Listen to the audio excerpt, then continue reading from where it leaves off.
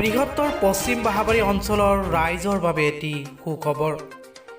একেদিনাই দুখনকৈ স্লেব কালভাৰ্টৰ আধাৰশিলা স্থাপন কৰে বিধায়ক মজিবুৰ ৰহমানে। আখৰে আখৰে পূৰণ কৰিলে ৰাইজক দিয়া প্ৰতিশ্ৰুতি। স্বাধীনতাৰ পিছৰে পৰা দীৰ্ঘ বছৰ ধৰি যাতায়াতৰ ক্ষেত্ৰত জমৰ যাতনাত ভুগি থকা বাহাবাৰী অঞ্চলৰ ৰাইজে বাৰম্বাৰ দাবী জনাই আহিছিল কালভাৰ্ট নিৰ্মাণৰ বাবে। কালভাৰ্ট নিৰ্মাণৰ কাম এতিয়া বাস্তৱ হোৱাৰ দিশত। সোমবাৰে দলগাঁৱৰ বিধায়ক মজিবুৰ ৰহমান, বিহুদিয়া জিলা পৰিষদৰ সদস্যা ছাজিনা পাৰবিন, সভাপতি ছেলিম আখতাৰ, AIUDFৰ যুৱ মৰ্চাৰ সভাপতি মাইনুদ্দিন আহমেদৰ লগতে একাংশ বিশিষ্ট ব্যক্তি উপস্থিত থাকে। চতুৰ্থ বিত্তীয় আয়োগৰ অধীনত 7 লাখ টকা বাজেটৰ আধাৰশিলা স্থাপন কৰে দুখনকৈ স্লেব কালভাৰ্টৰ বাবে।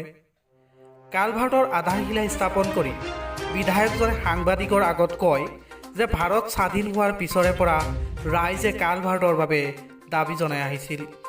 সেয়েহে নিৰ্বাচনৰ আগত গাঁৱৰ ৰাইজক দিয়া প্ৰতিশ্ৰুতি পূৰণ কৰিলে বুলি মন্তব্য প্ৰকাশ কৰে বিধায়কজনে।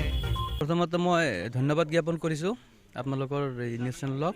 আৰু আজি আমাৰ যিহেতু গাঁও পঞ্চায়তৰ যোনটো 19-20 বিত্তীয় আয়োগৰ 14 ফাইনেন্সৰ আমাৰ দুটা স্লেব কালভাৰ্টৰ কাম আছিলে পশ্চিম বাহাবাৰীত। আৰু এইটো কাম বহুত দিন আগৰ পৰা চেংচন হৈ আছিলে, কিবা অলপ অসুবিধাৰ কাৰণে আমি কামখিনি কৰিব পৰা নাছিলোঁ। আজি আমাৰ দলগাঁও সমষ্টিৰ সন্মানীয় বিধায়ক মজিবুৰ ৰহমান চাহাব আহি আমাৰ মাজত উপস্থিত থাকি আমাৰ এই দুটা কাম শুভ উদ্বোধনী কৰি গৈছে।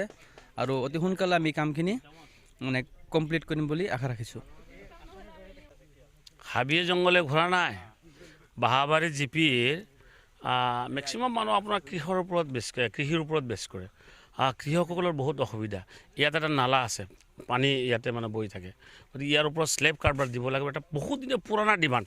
প্ৰায় আজি ভাৰত স্বাধীন হোৱাৰ পিছৰে পৰা তেখেতসকলে গাঁৱৰ মানুহ কোৱা মতে ভাৰত স্বাধীন হোৱাৰ পিছৰে পৰা ডিমাণ্ড কৰি আহিছে। গতিকে সেই ডিমাণ্ড পূৰা হোৱা নাই।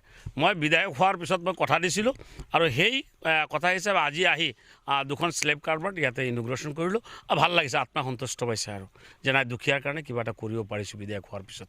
কথা সেইখিনি। বাবা এতিয়ালৈকে আমাৰ MLA ফাণ্ডৰ কোনো ফাণ্ডে অহা নাই।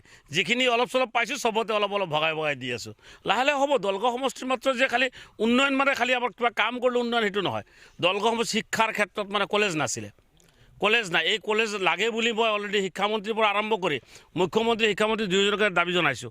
আৰু শিক্ষামন্ত্ৰী মহোদয়ে অলৰেডি মানে কথা দিছে যে অহা এই ছেশ্যনৰ পৰা দলগাঁও যিখন মানে পণ্ডিত দীনদয়াল মহাবিদ্যালয় তাতে আৰ্টছ আৰু কমাৰ্চ ষ্টাৰ্ট হ'ব।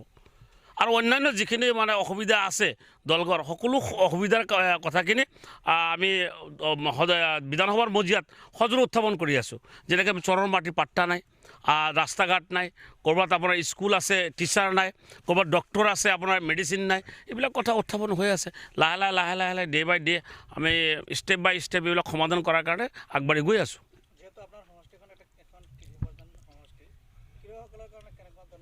চাওক, কৃষকসকলৰ কাৰণে আপোনাৰ উন্নত মানৰ বীজ দিব লাগে, ছাবচিডি ৰেটত, সাৰ ছাবচিডি ৰেটত দিব লাগে।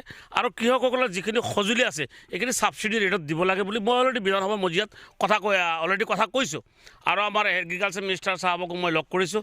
তেখেতে কৈছে যে আমাৰ এটা কেবিনেট সিদ্ধান্ত হ'ব, সিদ্ধান্ত হোৱাৰ পিছতে এইবিলাক আপোনালোক জনোৱা হ'ব।